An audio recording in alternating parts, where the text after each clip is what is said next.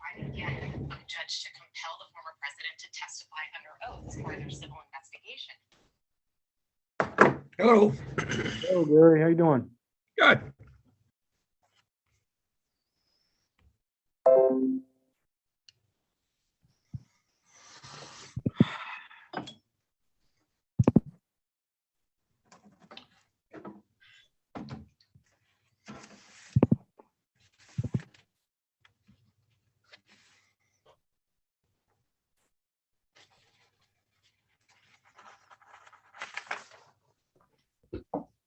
Hello, Dave. How are you? Okay, doing all right. Glad to hear it. Hello, Gary. Long time no see. Yeah. Dave. Hi, Scott. Gary. I can say hi to Scott because I see him all the time. I don't even think about it now. Scott, you're taken for granted. I know, it's terrible. It's all good.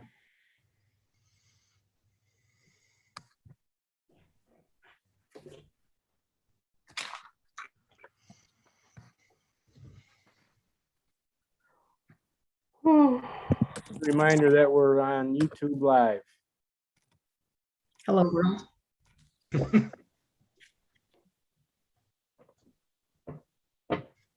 Oh, Trish, Yes. did you talk to Cheryl? No, about the memo I showed you last night? No, no. About the closed meeting or the Zoom meeting, you didn't talk to her? Okay.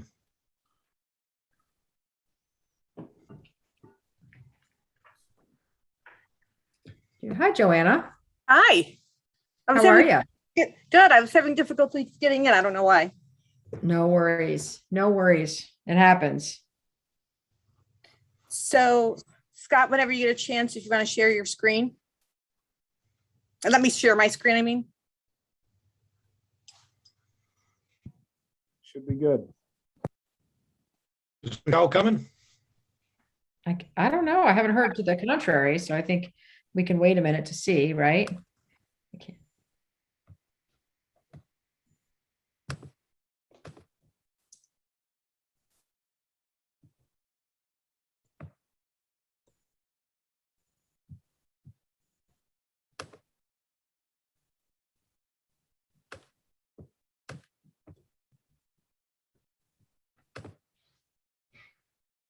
Can you see my screen?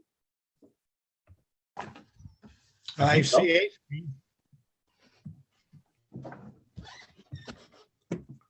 Somebody's screen. Okay. It's got to be mine.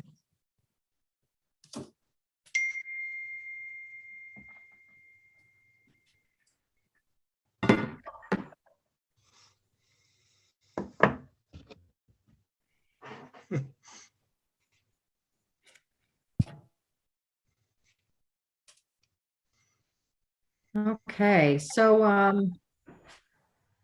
I have, what is it, 2 minutes after 5? Does anybody have the actual time? Yeah, 5:02. Do Yep. we want to wait another minute or do we want to get started?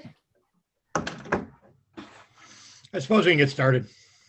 All right, okay, so we are starting with the very robust policy 5001 district-wide safety plan. Were there any questions from board members? So Gary, did you have any questions about this policy? Yeah, a few. Obviously, there's quite a bit here. Mostly, there's a lot of things that we have to follow. Just want to be sure that we are following them. Yeah. So are you asking the question, are we following this? Yeah, and there's two things. One, it says it's got to be reviewed annually. But most of this is referring to a chief emergency officer. That's me. You're the chief emergency officer? Okay. Yes. Yep. So we do follow this faithfully. And there's a lot of reminders and support with this, Gary, because the district-wide safety plan has to be convened. The plan has to be reviewed. Any amendments have to go before the board, and we have that hearing. So typically, I think it's in the fall. You might recall that we have hearings before you adopt. And then each of the building level emergency teams have to build plans, and those are all sent up to the commissioner through a portal, state education website portal. So, and we have trainings that are related to some of this on our opening day that are virtual, and there are a variety of evacuations that we practice: fire drills, lockdowns, all sorts of things that go along with it. So yes, we do comply with this policy. I'm concerned that it's reviewed annually by that chief emergency officer, which is you. So Yes. Yep. that the review is important because there has got to be a question asked yearly: are we continuing to follow this policy? You know, so if it's you, Yeah. that's good. I was That's me. thinking of Yep. that. And I work through these too, right? So there's me asking all of these questions, but like there are work done by designees through, like, say, Bob Harris has some of this work, Patty Serio on safety has some of this work, the 2 assistant superintendents have some of this work, principals have some of this work, but yes, we review this annually. Okay. Oh, sorry, did you have another one, Gary? You had another question? Yeah, make recommendation for education. Oh, I was just questioning, district-wide safety plan must be made available for public comment at least 30 days prior to adoption. Yep. Is that adoption is yearly, or is this what? Yes. So you adopt the initial plan, and then every year the board adopts and any amendments to that plan. And every year we do a 30-day notice. So we send out this notification, and we have it linked to the website where people can read and have time to review. And then before the board meeting, we have our annual hearing on the plan. People can bring any comments or concerns about the plan to that hearing, and then it goes forward to the board for its adoption. Dave, did I get that right? I know that's how we do it. I don't know if I'm using all the right terms. Yeah, no, I think the process you described is the process that the policy describes, and indeed the one required by Ed Law 2801A.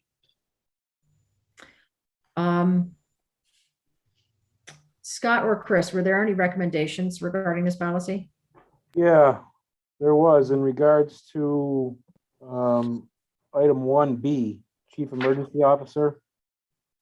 I believe in the actual plan that is district-wide safety plan that's voted on every year, there are some additional duties listed that you perform. Yep. And I was wondering if we wanted to include those in this plan so that it matched that document.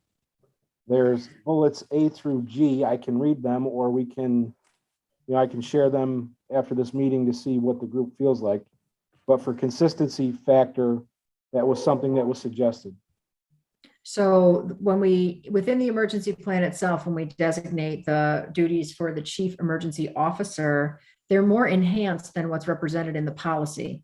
So I wonder if we table the policy and send the enhanced language over to the policy service for your review and recommendation.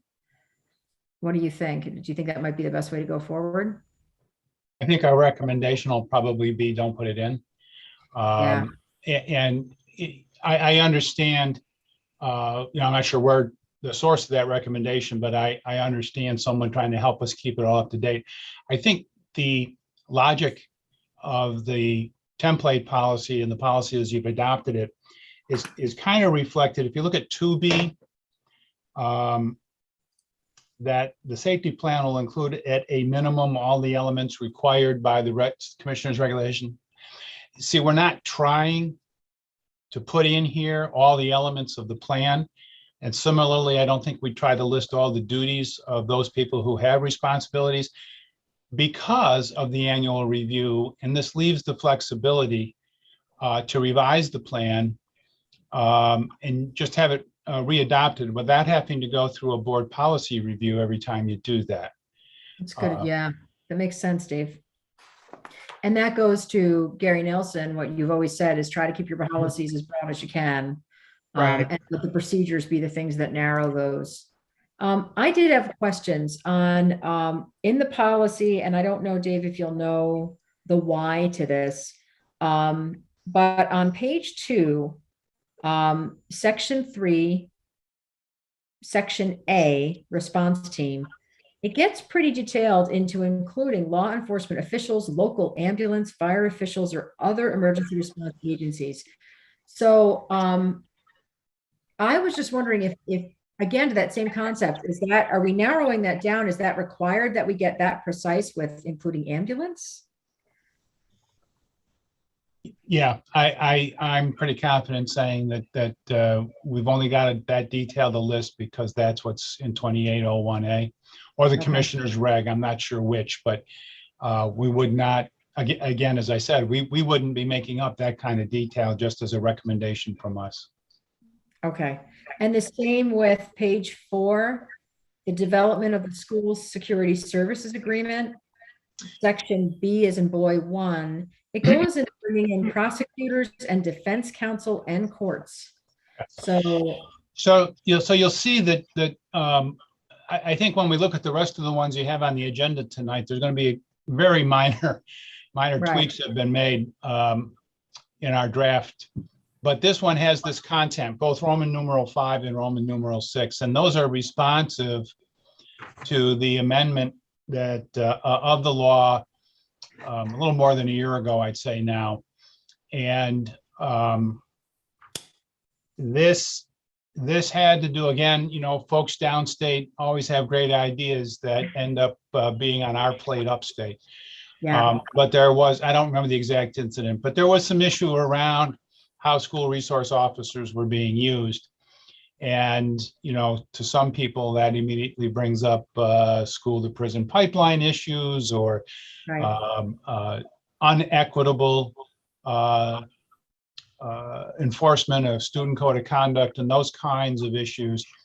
And so the law was amended to kind of require us all to make sure we had a written agreement when with a law enforcement agency when we were using school resource officers.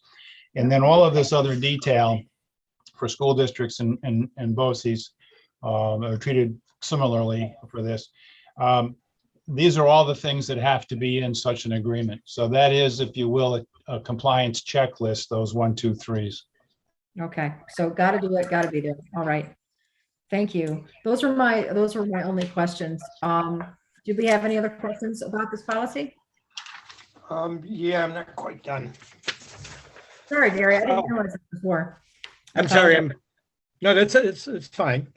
I had to walk away for a minute. I apologize for that. You had something to attend to here. But I just thought on, what is it, 1A, you have to update yearly, and on C1, you have to update yearly. It just seems to be a duplication, or it can be consolidated.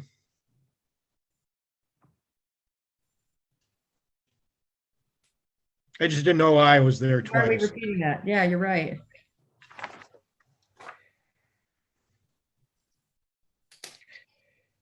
Okay, Are you on page 1? Yeah. yeah, Okay. So if you look at the first under the opening paragraph, plan adoption and readoption, it describes at the close of the paragraph that the BOCES reviews and updates both plans, right, annually by September 1. And then if you go down to section C at the very bottom of this page, it says similarly, it's pretty much the same thing. So why the redundancy? That's where you're going for, Gary? yeah, that's all. I mean, it's no big deal, but it's there twice. Right. And and then it continues, we shall make recommendations to the Board of Cooperative Services. It just seems to me you can consolidate the two things so that we don't ever contradict ourselves, Right. somewhere along the way. Um, I think it's not necessary, but it just seemed odd to me. Yeah, I think what's going on there, and you certainly, if you guys want to tweak it, you can. I think what's happening there is that Roman numeral 1, A, talks about what the board does, and then 2, C brings the district-wide school safety plan and the safety team. You set up the safety team in 2A. C indicates that the safety team takes the lead on revisions and then kicks it back over to the board for readoption. If it feels redundant, we can think about where to squeeze it out, but we're just making sure the board's role is covered in 1A and the district-wide safety teams brought in 2C. Yeah.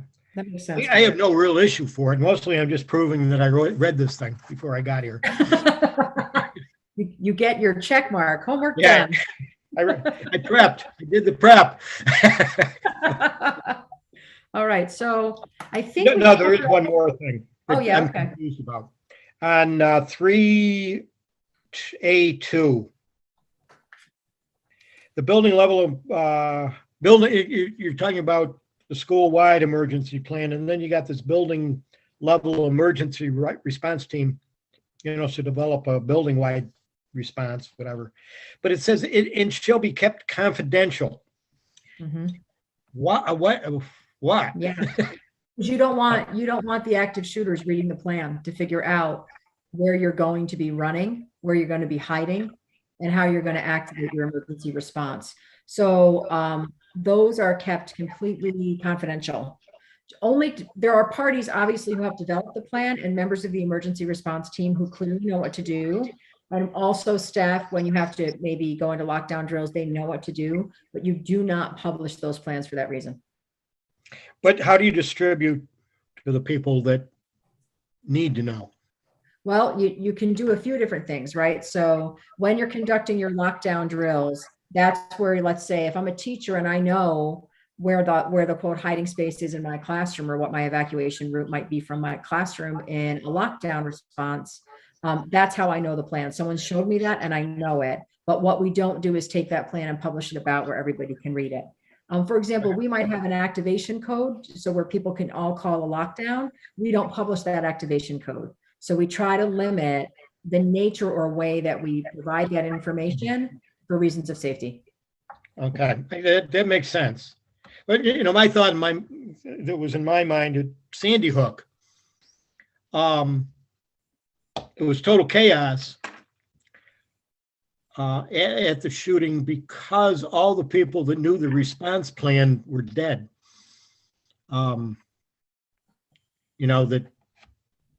That's not, clearly the people who knew the response plan knew it, because the teachers, if we recall, many of the teachers were found, unfortunately, passed away in their hiding spaces. Right. They knew their response. They knew what they were supposed to do. Yeah, but I'm just saying it may not have been distributed widely enough. The guy that wound up carrying out a response plan that he did not know was the janitor. Mhm. He was not in on what they were supposed to do. He was making it up as he went along. Yeah. Because the way, and I don't know how you plan for all this stuff. I mean, it's not possible to plan for every contingency, but just want to make sure it's distributed widely enough, that the people that need to know do know. I think as Dr. Kilburn was explaining, Gary, the balance that's being struck, this is tactical intelligence in this building level plan, right? So you don't want the bad guys to know it. Oh, got it. Know No, which way. But the point is that what people have roles, and they should be taught their roles through training, not necessarily by passing the document around. Yep. Okay, and you certainly do train enough, but you got 12 drills a year. Yeah. It's a lot of drills. Yeah, and I don't know if you were the one telling me this, Chris, or it might have been one of the principals, but some of the drills we have to double because like in career and tech ed, we have half day programs. So we do more than that in some cases. Am I right about that, Chris? I think that's what either you told me or someone told me. Okay. Yeah. So I think the questions were answered enough that we probably shouldn't revisit the policy or enhance that paragraph regarding the chief emergency officer. So I don't see anything that would prohibit this policy moving forward to the cooperative board. So I'm Neither do thinking, okay, perfect, wonderful. So 5001 is good to go. Which brings us into 5002. Eye safety conditions. We're talking about eyes and handheld lasers, which, I never expected to see a policy about handheld laser beams. Like, I was surprised by this one. Yes.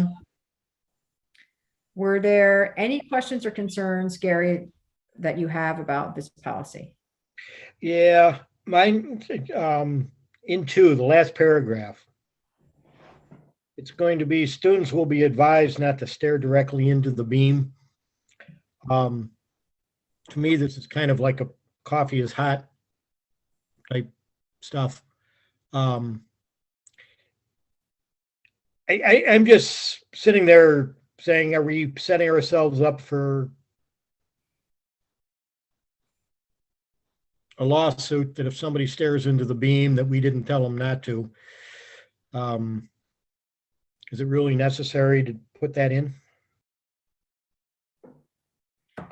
Oh, good question. What do you think, Dave? Well, I can assure you that we don't have a template policy on handheld laser pointers. So this is one that when you folks came into the service, I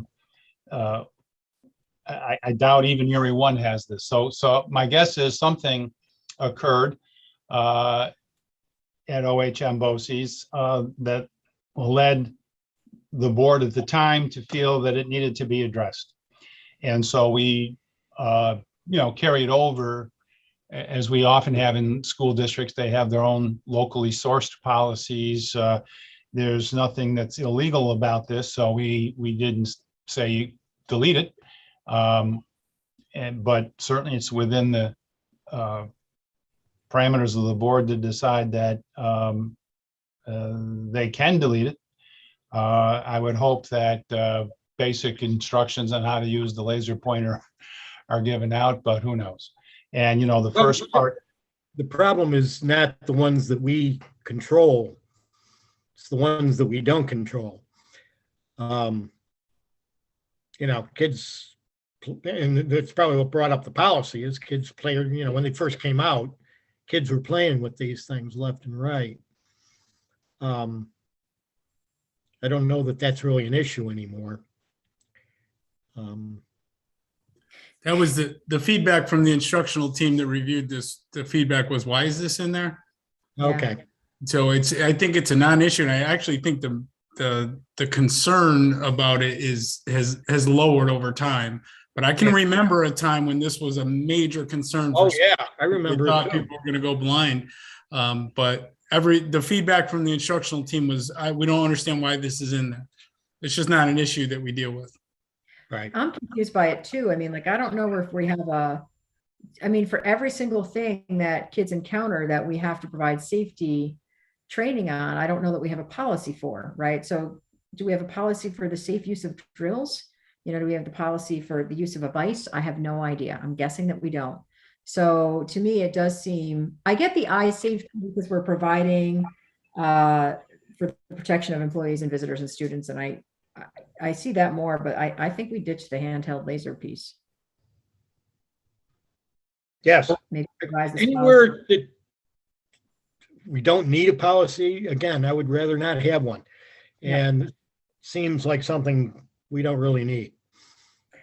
So maybe what we do is ask this to be revised to reflect the elimination of the handheld laser pointer part. Maybe put some deletion lines through it and then resubmit it, and we'll put it on. Yeah. That makes, it's okay with me. Dave, are you guys good with that? Yep, understood. I made a note to that effect. Okay, so we're gonna just table this. Chris, did you talk about the science lab issue at all? Yes, some of the feedback was to make sure science labs are included, but there is language up there that says labs, right? So I almost like the language of labs better because we have science labs and then we have CTE labs. So I Yeah. almost like the language of labs better because it covers more than just the science labs. Yeah, I do too. How about the supervision of the classroom teacher or building principal being responsible for making sure that those devices are replaced or repaired, cleaned, and stored? You mean instead of the district superintendent, them being my designee? Yeah, so the language for handheld laser pointers, that first paragraph, Or we're gonna get rid of the whole thing though. okay, We want to get rid of the whole pointers language. okay. It Sorry, just I know I had you help it out on the website. It just said supervised by classroom instructor, which was very different than what was listed in eye safety, that's all. Yep. Okay, so we'll keep labs as labs. We're gonna table this policy, so the policy service can return it with all those lines through the handheld laser section. Every time I say laser, I think of Austin Powers movies where they say laser beam, laser beam. So we'll move on while I keep saying laser beam. So we are into policy 5003, fire and emergency drills and bus emergency drills. Really. Gary, do you have any questions about 5003? No, I don't. Okay, the only question I had really wasn't about the policy, but maybe the procedure in section page 1, section D as in dog. Just to make sure that this, I think, would apply for our adult ed after school. And I just want to make sure that we're somehow doing something to translate up to them that they need to announce procedures for drills or for how to exit the building in such circumstances. And I don't know that they do that. So I think we just have a wraparound policy procedure there. Yes, Dave. No, I was just going to say, I don't know. Again, I don't know if that's template language. Definitely, I think we've got a lot of districts in the service with a policy that runs through these drills, as somebody was saying. You were saying, Dr. Kilburn, how many we have to do, and the legislature in its wisdom changes that periodically, so we update the policy. But to me, this is like when my kids used to be in the theater program and I would go to the high school play, and some kid gets up on the stage and says, the exits are over here, and you can't smoke on school property. Right. You got to go way out there. So I think that's what it probably means. So if you have community groups coming in for a meeting, that somebody should be saying, if while we're having this meeting, there's a fire breaks out, here's where you go. My guess is that probably isn't happening, to anticipate Gary's question. Yeah. But I think that that's the situation it's meant to address.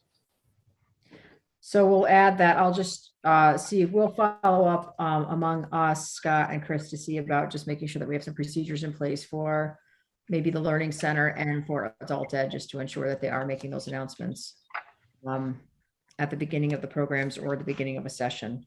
So those were the only questions I had, and they're really not policy questions. So I'm good with this one.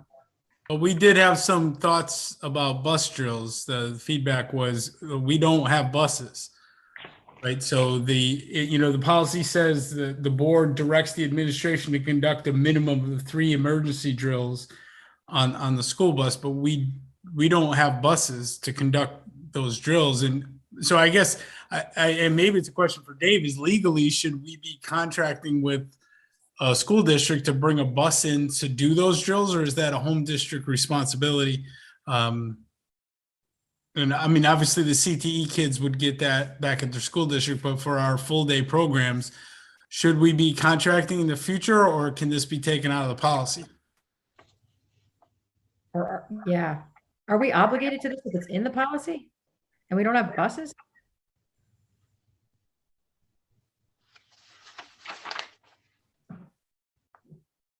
You're muted, Dave.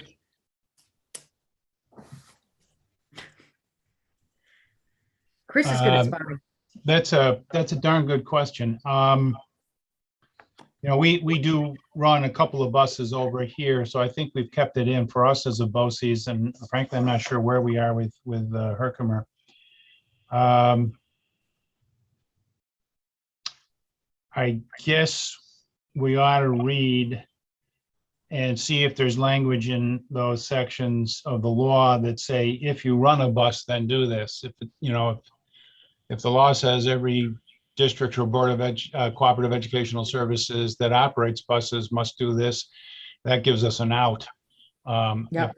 If the language is more fuzzy, I guess we'll have to figure out what to do. Sure. We would be tabling this policy for So- possible revision regarding bus drills. Yep, table review statutory language.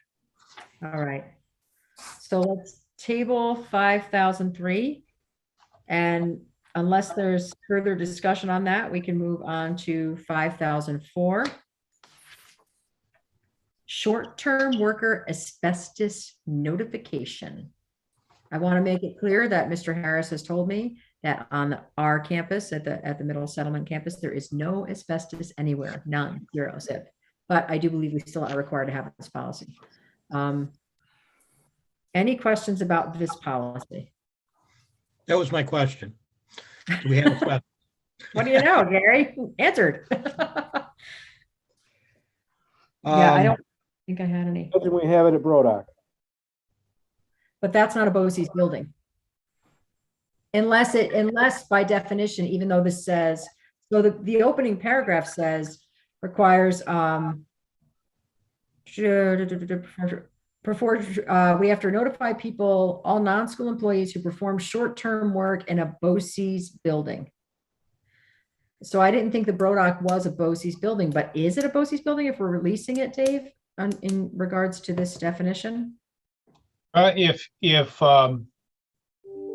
not familiar with the building, obviously, but if it was us that was going to call in an electrician or a plumber to fix something, I think we'd have to probably cover ourselves by assuming that responsibility. If the landlord, which of your districts owns the building? It's not, it's owned by, who's it Okay. owned by, Scott? Brodock. Brodock Press. Oh, yeah, Press. okay, Braddock Press. Well, I mean, if we turn to them and say, the light bulb's out, you guys got to fix it because you're the landlord, and they call the electrician in, then I don't think that's our responsibility, but that I think is how I would look. And I think that's probably how your insurance company would want you to cover possible risk. Mhm. Okay. So I know we have paid electricians and plumbers to come in to fix things that were not covered by the lease. And do we know that so then I wonder, what obligation does the landlord have to disclose to us asbestos, asbestos containing materials and locations? And if so, I don't know if that would be policy or part of an agreement with them. It should be, you would allocate those responsibilities in a lease, Right. So that would go back maybe to a procedure, Scott, to review the lease we have to ensure that they have to reveal to us known asbestos locations and asbestos containing materials. Okay. All right. I did have one other that came from our supervisors. You may have, I don't know if you discussed it or not, but number 2, the underlined first sentence, an individual in each building will be designated by the suggestion is that gets changed to OHM BOCES facilities director and or asbestos LEA designee. Oh, the more specific than by the OHM BOCES? Well, more specific that an individual in each building will be designated by the OHM BOCES. Moving to OHM BOCES facility director and or asbestos LEA designee will meet with short-term workers.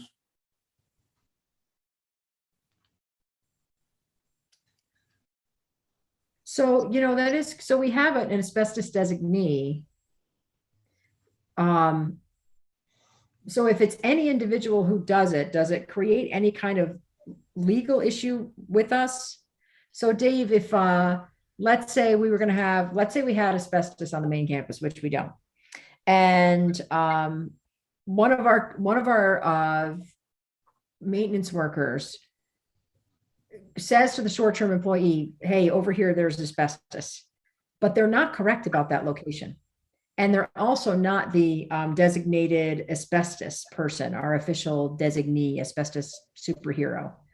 Now do we have a legal situation because we didn't use the asbestos designee? And should that be reflected in this policy, or we just have to be aware of both parts of it?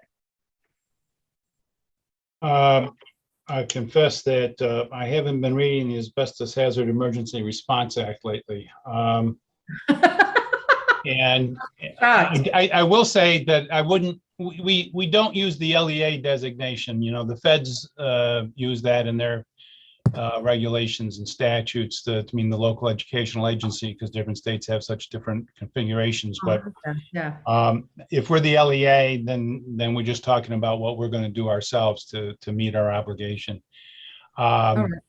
So but, individual is the right term there. Yeah, I noticed that the language read before individual in each, designated in each building. So that's not a new term, it's just a reorganization. But to Scott's point, it sounds like somebody else is working off some other material on this. If we can get away with having one individual name instead of somebody in each building, we can try and do that. That would require us holding this out, my guess, to just double check that tomorrow. That actually might work better for our organization in general, because it doesn't prohibit us from having more than one, wouldn't it? Or is it just, if we say an individual, does it mean we can only have N? Or if we say an individual, does it allow us to have one in each building down the road if we chose? Yeah. Scott, what was the job title that you were incorporating in that?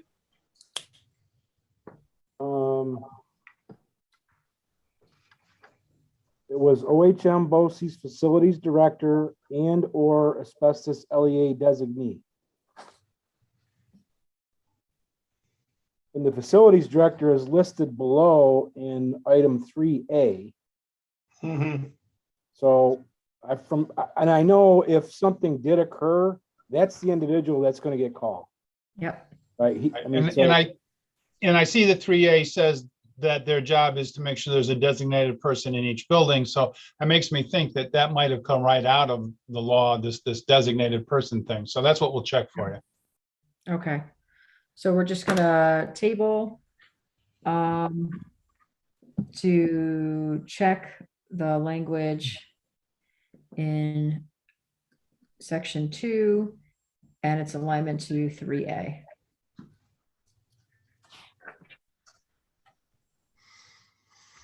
Okay, any other questions about that policy before we move on? I just wanted to, I'm assuming facilities director is Bob. Yeah, Okay. except Does he know we probably shouldn't say Bob in the policy. Thank Just, Mhm. Yeah, he knows he's the facilities director in question, that's for sure. So this now brings us to policy 5005, inspection, operation, and maintenance of facilities. And this includes language that's being transferred out of 5007 into this policy now.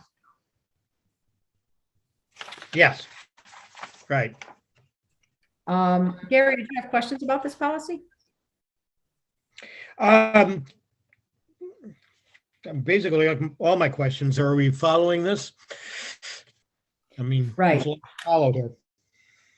Yes, and we do, these are the, hang on, I want to make sure, is this the one? Yeah, this is what we do with our capital project committee. This is our 5-year plan. And then it's also the, where we develop the priorities, but it's also, the 5-year plan, that we do with the architects. Yeah, but it's got long-range maintenance schedule here. Mhm. Is that your 5-year plan? Yes, that is, Gary. Yeah. Because that, I'm not that familiar with the 5-year plan, but I didn't see that as a maintenance schedule. I saw that as a capital improvement plan. Well, it's really both, right? So it's addressed not only windows and doors, but it addresses heating and cooling. I was gonna say, I think It does set up the full schedule. yeah, Yeah. it's your mechanical, your electrical, your plumbing, all of that, heating, cooling, all of it. Okay. No, I'm just saying that Yep. what I'm familiar with is a capital improvement to long-term plan, which is kind of separate from maintenance. What equipment we're going to buy when we're putting the roof on, versus general upkeep of the building. Well, I don't know, Gary, if what we're gonna I'll do combine, that's is, fine. yeah, and let me, I think the policy is pertinent to keep the policy. And then what I'll do is make sure we follow up with Mr. Harris regarding, we're believing it's the same plan, but maybe it's not. Maybe he'll go, oh, no, here I have this other one. Yeah. That had. I would think when are we replacing the windows? It's a separate question of when are we changing our air filters? I see what you're saying. Yeah. Okay. Versus, yep. And I'm thinking like Scott is the long-term plan, but you might be looking at long-term schedules. Like, what is the plan for long-term sustainability? Yep. I will follow up on that. I did have some questions about this. Gary, did you have more questions? Leasing programs for business. Building. Yeah, no, it's not a legitimate question because I do know the answer already. No. Okay. I just had this question. Actually two. So on page 2, section C, I just hate this word whenever possible. So in page 2, you're on page 1, Joanna. Can you move down to page 2? Thanks. I think there might be, there we go. Oh, perfect. Okay. So if you look in this paragraph, I think the last sentence, it starts with the Board of Cooperative Educational Services also feels that whenever possible, parents, legal guardians, and other school district representatives, as well as principals, teachers, and central office members should be involved in the planning process. But it has to do with the building and leasing program. So I just wonder if, like, whenever possible, should it be as appropriate or as, I just would hate just people to say, hey, it's possible every day to let us be involved in this. It's possible on a Monday, on a Tuesday, on a Wednesday, in the sky with pie. I just don't know. So help me out with that.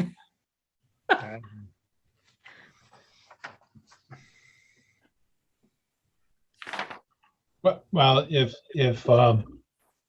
you're asking me to help you out with that, my help is I agree. Yeah, my help is I agree with you. I doubt that anything in there is required by the commissioner's regulations that we're citing, 155, Yeah. 155.4. And to me that whether I'm writing a labor contract or a policy, things like highest quality education possible and whenever possible do trouble me, and I seek to avoid those kinds of phrases. Sometimes I have had to retreat to whenever practicable and hope that makes more sense. But even then, I just I'm not sure how this fits into the practice over there, what has been, if you will, the practice and culture. But then again, in the middle, there's language that's helpful, right? It'll be continue to be modified to conform to changes in curriculum availability of funds and changes in student population and enrollment. Those are all the practical considerations that we want to remind people, sometimes set limits on what we can do. So I think that tweaking the first sentence and the last sentence might be advisable. Thank you. Feel free to tweak. I'd appreciate it. Dave, I have a question about that phrasing there, highest quality education possible. So who defines that? Exactly. Okay. Yeah, I mean, that's the problem with that language. You know, when I'm working in the labor relations context on labor agreement language or an MOA, the answer is some arbitrator, some some professor or other lawyer is going to be acting as an arbitrator, and I have no idea what that person is going to think is possible. So your point is exactly why Dr. Kilburn's instinct is the correct one. Do you know, today someone told me I said something that was perfect, and now I just heard that I was correct in something. It's a very affirming day for me today. I'm going to grasp at these straws. Twice. It happened twice. Twice in one day. A record day. It is a record day. It's a banner day for Trish Kilburn. The other question I had, actually, Gary, goes to something that you like to ask, which is on page 3, number 6. Maybe Yes. this is done in some format that I'm not familiar with, but the BOCES, the board president shall prepare Right. a BOCES facility report for each building. I think that's, Scott, I think those are those, we have facility reports or facility submissions that are sent up through the portal. And I wonder if they have the board president's signature, his review and signature on those. So I don't know. So I was wondering if, Dave, do you know where this originates from, this particular paragraph? And Scott, can you check to see on that? Because we might need a procedure here if we need to have the board president preparing reports. Yeah, I had a big arrow pointing at that paragraph. Basically, same question. Yeah. Are we repairing? I'm not aware that we prepare reports. But it could be some law that's still in the books, right? And there's a procedure we have, we're just not recognizing it here. Yeah. I'll check that. Interesting. I have a hunch that's based on a section of regulations that is not in existence anymore. Yeah, I'm wondering. Okay. I'm just, my research right now is just showing that it was either expired or repealed, but I'm not sure exactly what its content was, but the name was School Facility Report Cards. And I think that's probably where that's coming from. So that's a big question. We may delete 6 altogether. Okay. Okay, so I'm writing that down. Someone's chopping it. and also on 4B. Okay, sorry. Gary, you're freezing, so I just want you to know that. You might want to shut your camera off because we can't hear you.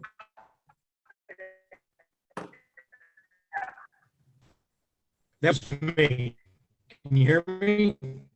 A little bit. It's pretty choppy, but we were talking about section 4B as a point.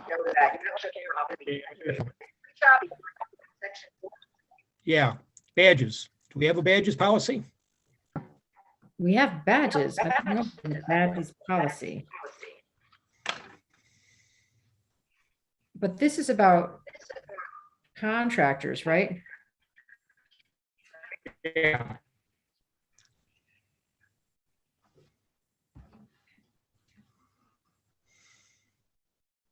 So a plan to ensure that all contractors, so I don't know that we have to have a policy on contractors wearing badges. I think it's saying we have to have a procedure that they do wear badges, but they're not BOCES badges, right?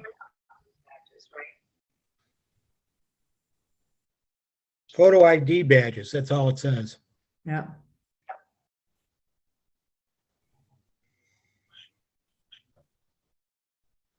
Yeah, I would have to defer to, well, over here it would be Todd, in terms of whether the plumbing outfit is expected to have assigned badges or whether we hand out temporary passes.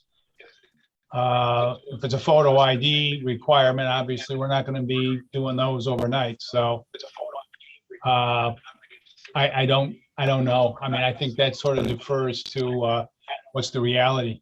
Bob may know. You may want to ask Bob whether that should be changed or what you're doing. Was there any feedback from the supervisors on that particular policy as regarded that, Scott or Chris? I didn't see any. No. Okay, so how about we do this? We know Dave is going to take this policy back for potential revision. So while that's happening, could I ask that Scott, you check in with Bob on what the practice is for e-badging outside contractors? Sure. Am I freezing up and being lumpy? No. Yes. Somebody's looping. Okay. I'm getting all kinds of crazy notifications here. I think my son might be playing video games up there. You're coming in a little better now. Okay. Okay, so we're tabling 5005. So now we're on 5006. Closing of facilities. I did not have questions about this policy. Gary, did you have any? Yeah, and number 2, advisory committee. Do we have one? I'm not aware. I think when we've closed, well, and I've closed buildings before, and you appoint the committee when you're anticipating the closing of a building, if I'm reading that correctly. So I don't know if you have to have a committee on standby for that. Okay. That's all. Yep. And anything from supervisors that's pertinent to policy on this?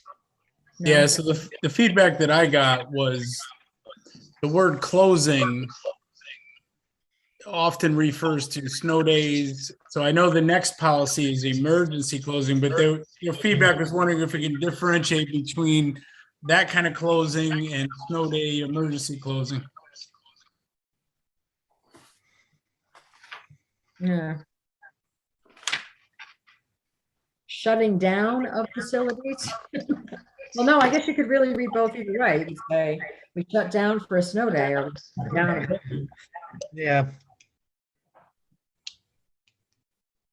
I don't know that we'll be able to find a word that works. Yeah. I think people have to just know that the policy one supposed to be on. We can ask people to read. Yeah. Any other questions about this policy? All right, this one looks like it might be good to go. Good to go. Check. Which brings us to emergency closing of the BOCES, which is policy 5007, renumbered from 5009. I had no questions on the policy. Gary, do you have any?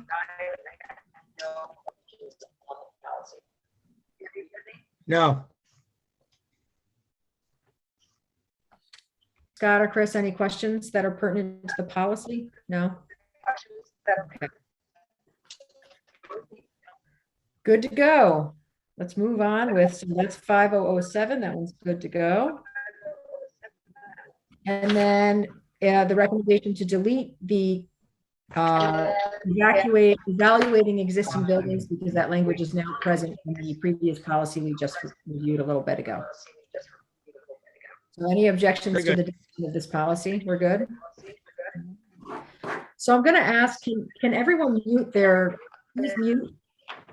Because we're kicking some sound around. Okay, that's better.